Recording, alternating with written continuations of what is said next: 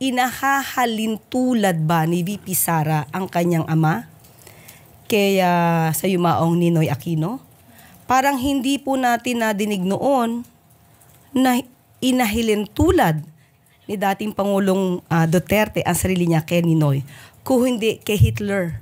So napakalayo pong ipakumpara ang sarili o ikumpara ang dating Pangulong Duterte kay Ninoy Aquino na hindi nagkaroon ng anumang record ng mass murder or crimes against humanity.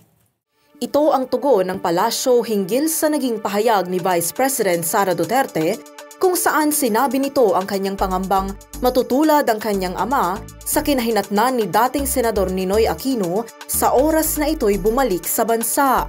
Pinaalala ni Palace Press Officer Undersecretary Claire Castro ang minsang pahayag ng dating Pangulo kung saan inhalintulad nito ang sarili kay Adolf Hitler.